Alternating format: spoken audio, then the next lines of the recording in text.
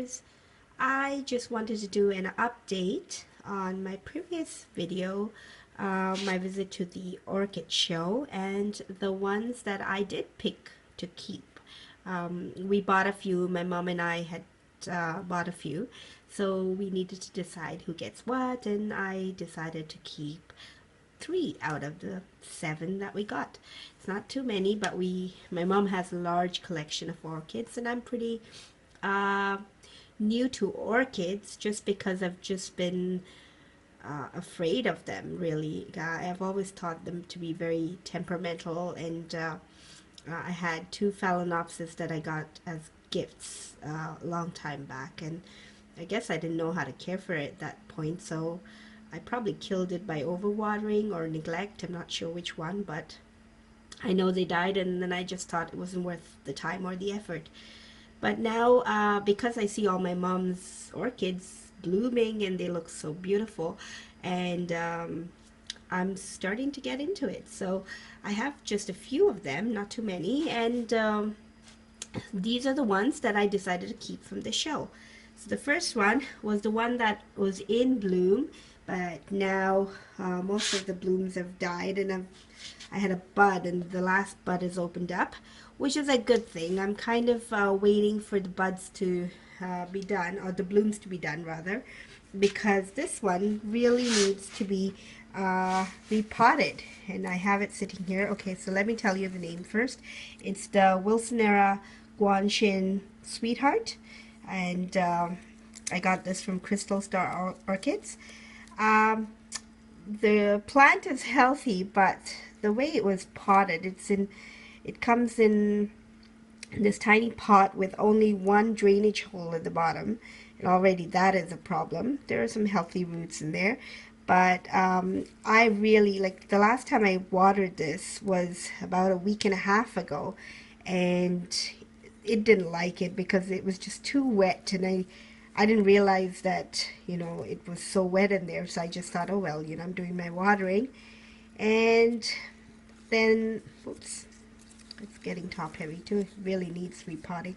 The leaf turned yellow, so to tell me, hey, it's overwatered, so I laid off on it, and I've just been misting the leaves a little bit to keep the humidity there, and I have some pebbles in the bottom of that jar.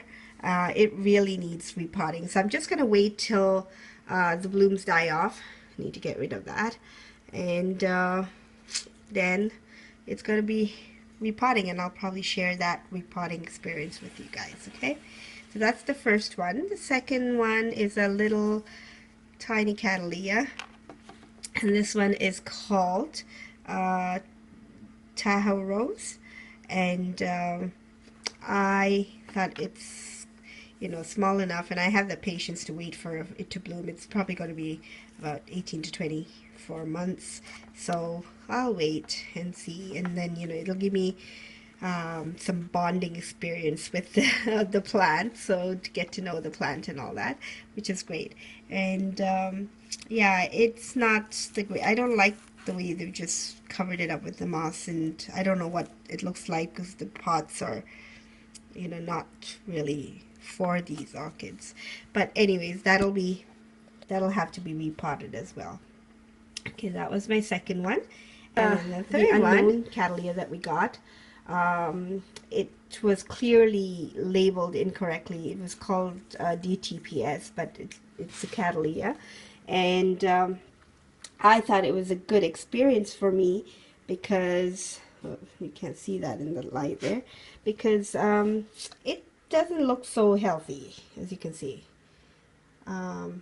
It's not a very healthy plant, but it has this one shoot about here, and then the leaf here that is very promising. So I thought, it'll give me some training with Cataleas, because I don't have too many of them, so it'll just help me get to know this plant. And then it's always like a surprise to know what plant it really is. So can't wait for a bloom whenever that is. It'll be a while from now, but I'm hoping to nurse this plant back to good health. So again, the pot is a terrible pot, but I'm waiting to repot all of them together. And this one has a very dry mix, which is working out good for this plant. It's actually helping it along. And I'm gonna have to repot that at some point, but we'll wait and see how it goes. I'm just waiting for actually, just to show you, it's so dark that you can't even see that in there. Yeah, it's too dark, but right there, we're trying to get my finger to go there, right there, it's a very, very black spot. So clearly this plant is not feeling well. But yeah, but and then that's the, keep putting my finger in the way there, that's that. So yeah, it'll give me some idea on how to do this, and I'm sure I'll learn something along the way. Okay, so that's my update on the orchids that I got. And then to take you over, this was my very first video that I did on the leaflet that was there on my Phalaenopsis equestris, and I hope I'm saying it right.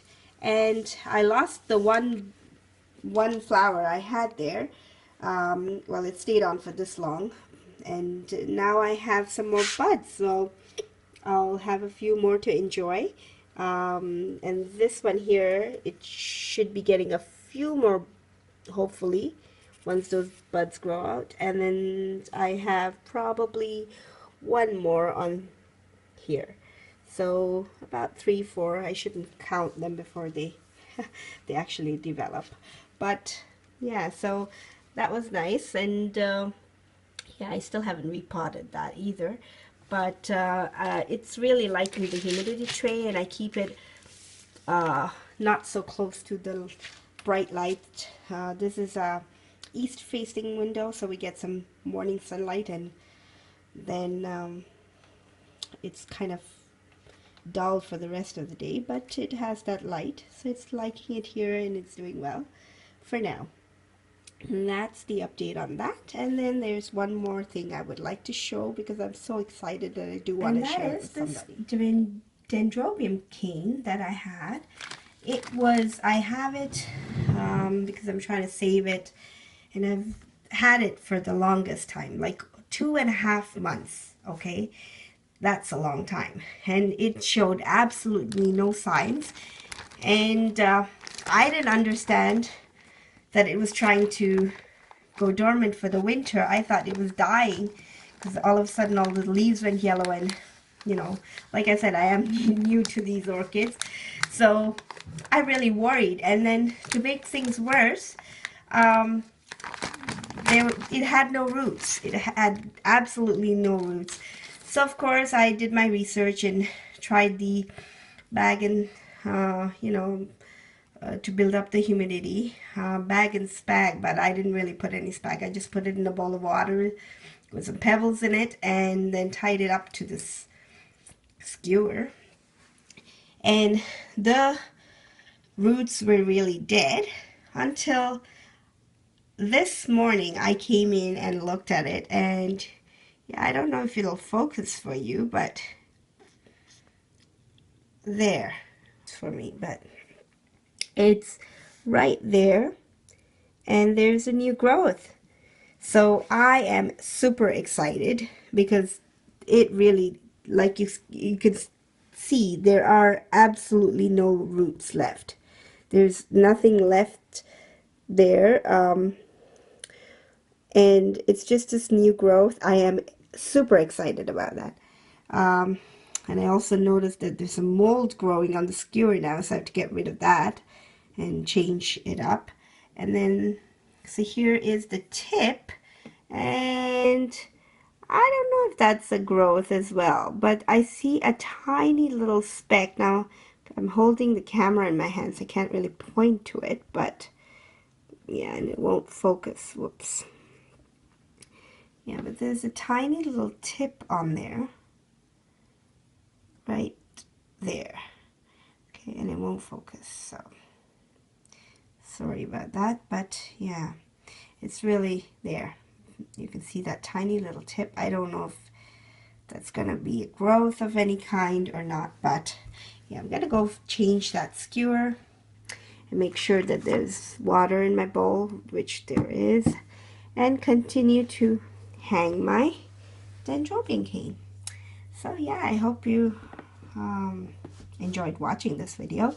And for anybody out there who's learning just like me, really don't be afraid of orchids, like I was. It's understandable to be, just because, you know, there's so many different rules, I guess, that people say you got to do this, you got to do that. And if you're willing to learn, you do learn it. You know, like you learn to listen to your plants, and you learn to, and that goes with any plant, not just orchids. You learn to understand their needs just in the way that they would respond. So try out orchids, and don't be afraid of them. And I hope you will learn something along with me on this journey that I'm going through with orchids. So thanks for watching, and stay tuned for more videos from FernCrafts.